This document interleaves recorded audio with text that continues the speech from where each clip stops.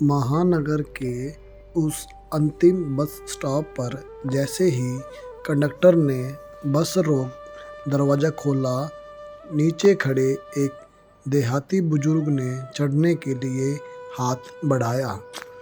एक ही हाथ से सहारा ले डगमगाते कदमों से वे बस में चढ़े, क्योंकि दूसरे हाथ में भगवान गणेश की एक अत्यंत मनोहर बाल मूर्ति थी। गाँव जाने वाली उस आखिरी बस में 5-6 सवारी चढ़ने के बाद पैर रखने की भी जगह नहीं बची थी। बस चलने पर हाथ की मूर्ति को संभाल उन बुजुर्ग को संतुलन बनाने में दिक्कत आ रही थी। जब कंडक्टर ने अपनी सीट खाली करते हुए कहा, बाबूजी आप यहाँ बैठ जाइए, तो वे उस मूर्ति को पेट से सटाकर आराम से उस सीट पर बैठ गए। कुछ ही मिनटों में बाल गणेश की वह प्यारी सी मूर्ति सबके कौतूहल और आकर्षण का केंद्र बन गई। अनायास कुछ जोड़ी हाथ श्रद्धा से उस ओर जुड़ गई। कंडक्टर पीछे की सवारियों से पैसा लेते हुए जब दद्दा के सामने आ खड़ा हुआ और पूछा, कहाँ जाओगे दद्दा? जवाब देते हुए मूर्ति को थोड़ा इधर उधर कर उन्होंने धोती की अंटी से पैसे निकालने की असफल कोशिश की। उन्हें परेशान होता देखकर कंडक्टर ने कहा, अभी रहने दीजिए, उतरते वक्त दे दीजिएगा। एक बार फिर दद्दा गणपति की मूर्ति को पेट से सटाकर आश्वस्त होकर बैठ गई। बस अब रफ्तार पकड़ चुकी थी। सबका टिकट काटकर कंडक्टर एक सीट का सहारा लेकर खड़ा हो गया और अनायास ही पूछ बैठा, दद्दा आपके गांव में भी तो गणेश की मूर्ति मिलती होगी ना? फिर इस उम्र में 2 घंटे का सफ़र और इतनी दौड़ धूप करके शहर से यह गणेश जी की मूर्ति क्यों ले जा रहे हो? प्रश्न सुनकर दद्दा मुस्कुराए और बोले, बेटा हाँ, आजकल तो त्योहार आते ही सब तरफ दुकानें सज जाती हैं। गाँव में भी मिलती हैं मूर्तियाँ, पर ऐसी नहीं मिलती। देखो यह कितनी प्यारी और जीवंत है। फिर संजीदगी से कहने लगे, यहाँ से मूर्ति ले जाने की भी एक कहानी है बेटा। दरअसल हम पति पत्नी को भगवान ने संतान सुख से वंचित रखा। सारे उपचार तंत्र मंत्र सब किए, फिर नसीब मानकर स्वीकार भी कर लिया और काम धंधे में मन लगा लिया। 15 साल पहले काम के सिलसिले में हम दोनों इसी शहर में आए थे। गणेश पूजा का त्योहार नज़दीक था, तो मूर्ति और पूजा का सामान खरीदने यहाँ बाजार गए।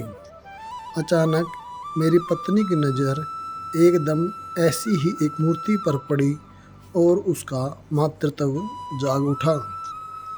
मेरा बच्चा, कहते हुए उसने उस मूर्ति को सीने से लगा लिया। सालों का दर्द आंखों से बह निकला। मूर्तिकार भी यह देखकर भावविह्वल हो गया और मैंने उससे हर साल इसी सांचे की हूबहू ऐसी ही मूर्ति देने का वादा ले लिया। बस तभी से यह सिलसिला शुरू हुआ।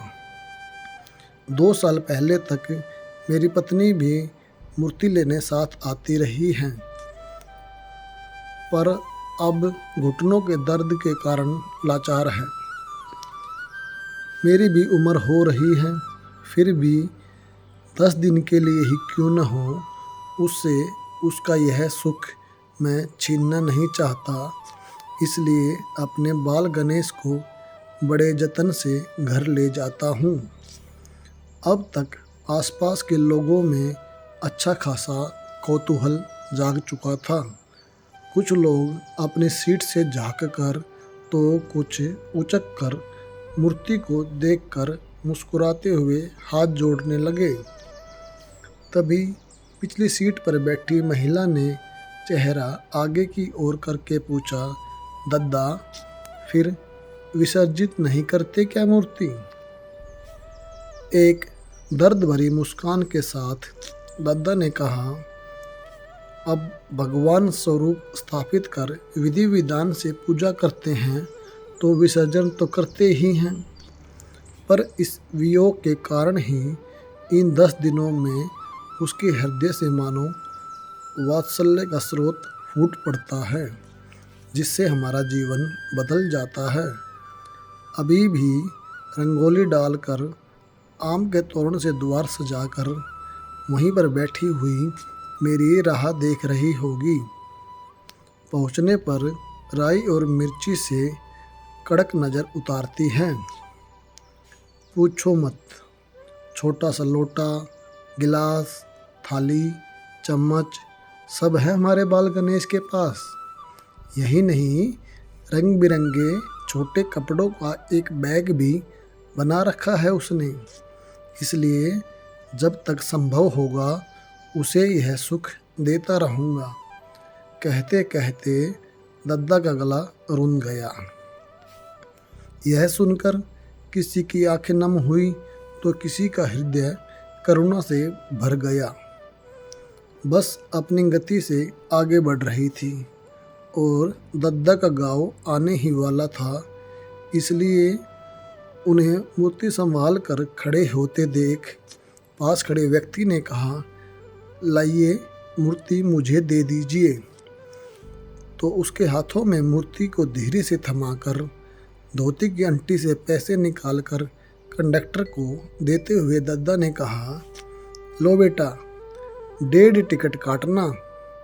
यह सुनकर कंडक्टर ने आश्चर्य से कहा, अरे आप तो अकेले आए हैं ना, फिर ये 1.5 टिकट? दद्दा ने मुस्कुराते हुए कहा, दोनों नहीं आए क्या? एक मैं और एक ही है हमारा बाल गणेश। यह सुनते ही सब उनकी ओर आश्चर्य से देखने लगे। लोगों के असमंजस को दूर करते हुए उन्होंने फिर कहा, अरे उलझन में क्यों पड़े हो सब? जिसे देखकर सभी का भाव जागा, वह क्या केवल मूर्ति है? जिसे भगवान मानते हैं, प्राण प्रतिष्ठा करते हैं, वह क्या केवल मिट्टी है?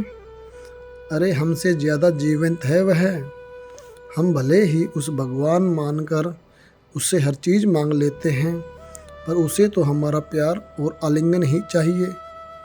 यह कहते हुए दद्दा का कंठ भावना से अवरुद्ध हो गया। उनकी बातों को मंत्रमुग्ध होकर सुनते कंडक्टर सहित सहयात्री करुणा और वात्सल्य के इस अनोखे सागर में गोते लगा रहे थे कि उनका गाँव आ गया और एक झटके से बस रुक गई। कंडक्टर ने 1.5 टिकट के पैसे काटकर बचे हुए पैसे और टिकट उन्हें थमाकर आदर से दरवाज़ा खोला। नीचे उतरकर दद्दा ने जब अपने बाल गणेश को थामते हुए उस यात्री की ओर हाथ बढ़ाए तो कंडक्टर सहित सबके मुंह से अचानक निकला, देखिए दद्दा, संभाल के। और दद्दा किसी नन्हे शिशु की तरह उस मूर्ति को दोनों बाहों में थाम तेज गति से अपने पगडंडे पर उतर गए। मूर्त को केवल मूर्त ना समझे, शब्द नहीं मन का भाव सर्वश्रेष्ठ होता है।